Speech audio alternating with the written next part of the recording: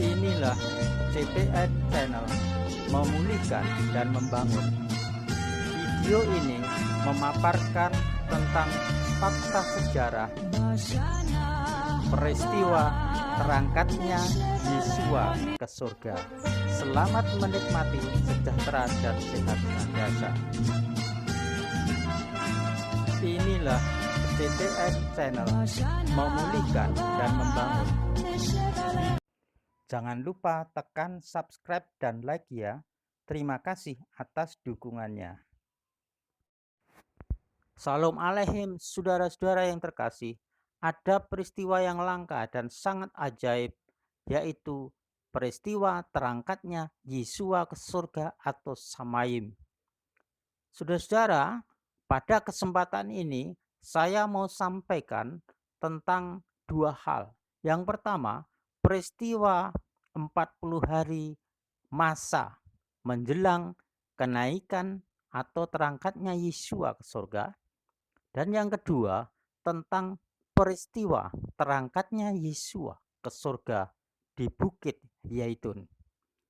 Saudara-saudara, ada hal yang berbeda pada diri Yesua sebelum kebangkitan dan setelah kebangkitan. Kita tahu bahwa setelah Yesua wafat, dikuburkan, disaksikan banyak orang. Kemudian pada hari ketiga setelah wafatnya, dia bangkit dari antara orang mati dan tidak mati lagi. Hidup kekal. Saudara-saudara, pada diri Yesua, perbedaannya sebelum dia bangkit, dia seperti manusia biasa, seperti kita, makan, minum, mengadakan perjalanan, lelah, istirahat, dan sebagainya. Selanjutnya, kita melihat perbedaannya setelah dia bangkit. Dia tidak seperti manusia biasa. Dia sudah menggunakan atau memakai tubuh kemuliaan atau tubuh surgawi, yang berarti dia adalah makhluk roh. Ciri makhluk roh itu, saudara-saudara, dia dapat mengambil rupa apapun, menembus batas ruang dan waktu, tidak bisa dihalangi oleh apapun, dia bisa menghilang dan bisa menampakkan diri kepada orang yang dia kehendaki untuk melihatnya. Dan itu dibuktikan, saudara-saudara, setelah dia bangkit, dia menemui murid-muridnya.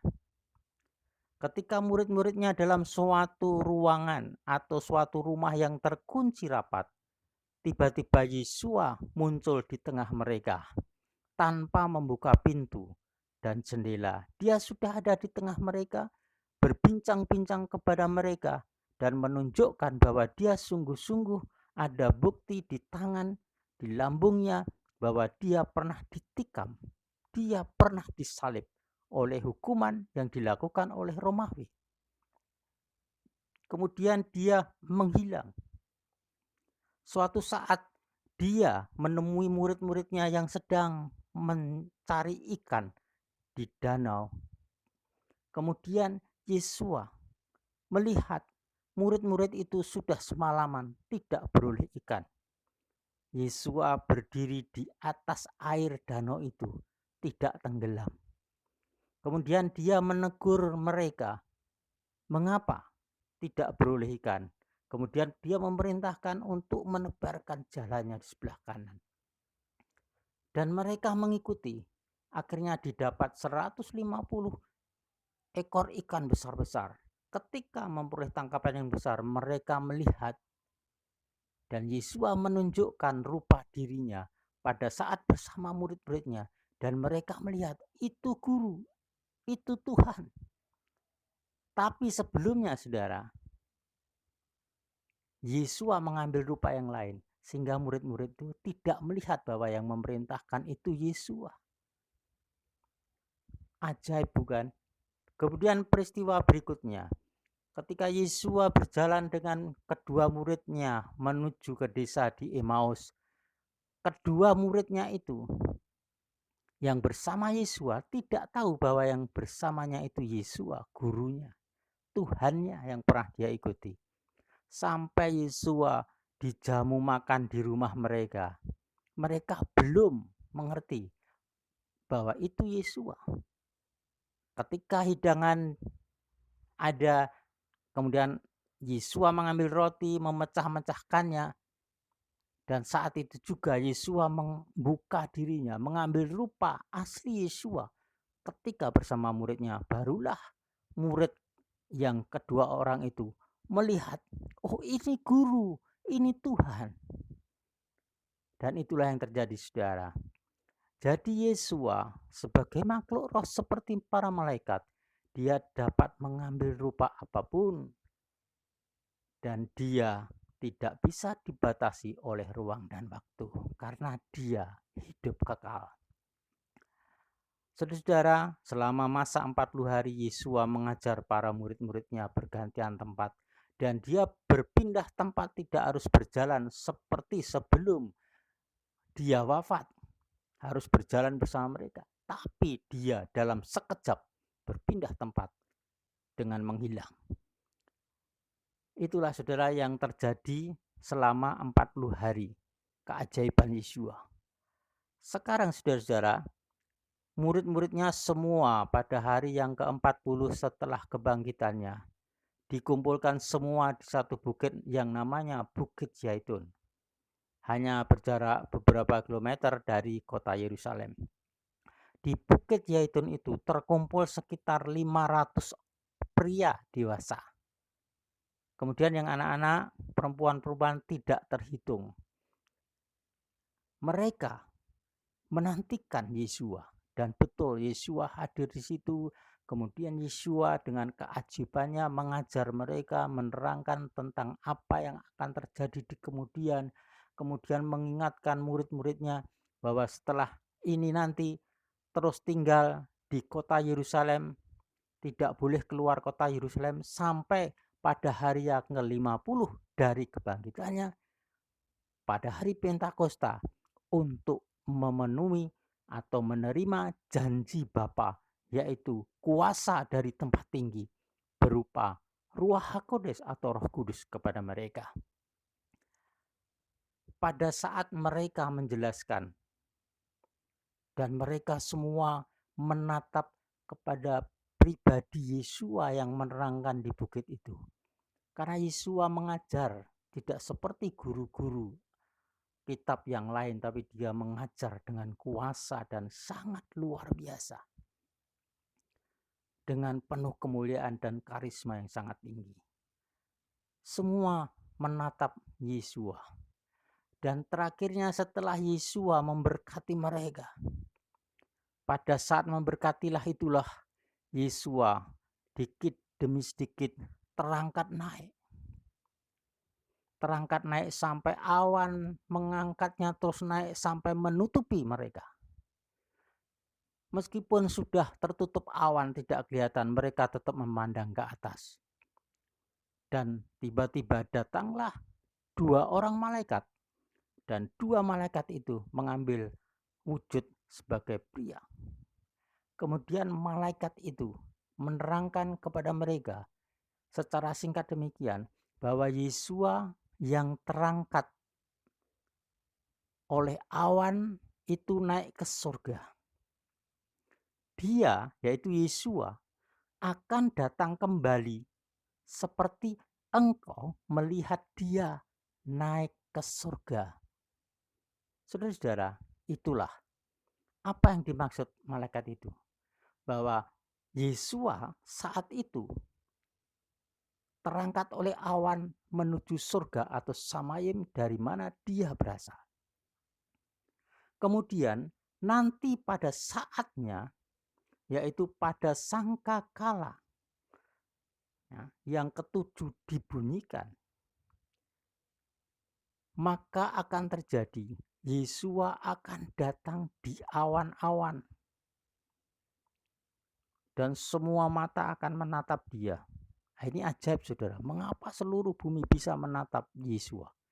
Karena Yeshua adalah Maha Kuasa, bisa menjadikan semua melihat padanya saat yang sama. Itulah saudara-saudara, kalau dia naik diterangkat oleh awan dan hilang oleh awan, maka sebaliknya ketika dia datang kembali ke bumi ini, menjemput umat kudus miliknya yang sudah ditebus atau dibeli dengan darahnya sendiri, dia datang di awan-awan. Kemudian pada saat itu saudara-saudara, ketika dia datang di awan-awan itu, dikatakan bahwa orang-orang yang sudah mati di dalam Yesua, yaitu orang-orang percaya yang sudah mati, saat itu juga dalam sekejap dibangkitkan dan diberi tubuh kemuliaan seperti tubuh Yesua. Kemudian saat itu yang orang-orang percaya yang masih hidup dalam sekejap diubah dan diberi tubuh kemuliaan atau tubuh seperti tubuhnya Yeshua. Dan mereka bersama-sama Yeshua selama-lamanya. Saudara-saudara, mengapa harus diubah dengan tubuh kemuliaan? Bahkan yang sudah mati pun dihidupkan harus dikasih tubuh kemuliaan. Juga yang masih hidup pun harus diubah dengan tubuh kemuliaan. Karena apa saudara? Karena Yeshua itu makhluk roh.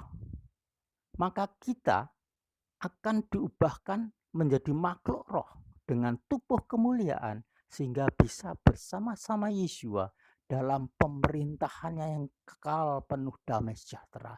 Itulah saudara-saudara yang terjadi dan akan terjadi. Oleh sebab itu kalau banyak orang mempermasalahkan dan membuat teknik-teknik rekayasa sendiri bagaimana nanti Yeshua itu datang, itu nggak ada gunanya saudara. Kita percaya saja pada apa yang dikatakan malaikat tadi. Seperti dia terangkat naik ke surga, demikian juga dia akan turun atau datang kembali seperti yang mereka lihat pada saat dia terangkat.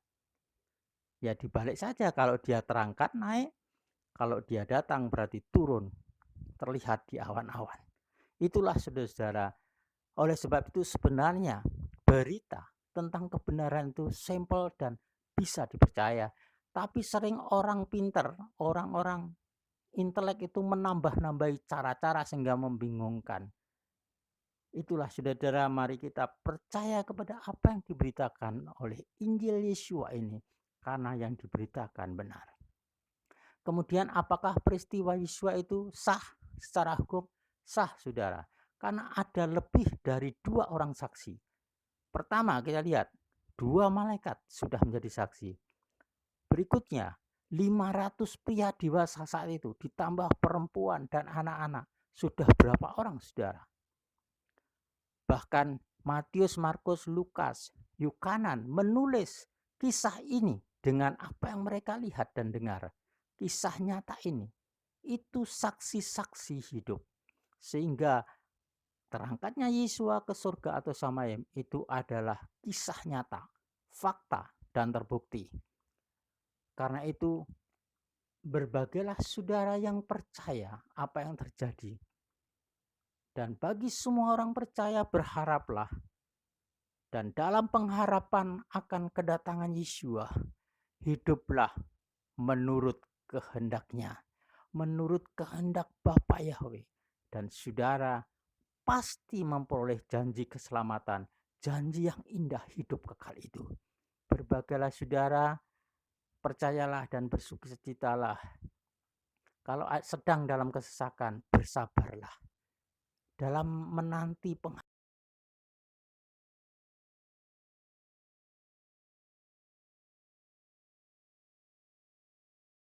sukses bagi saudara semua. Terima kasih.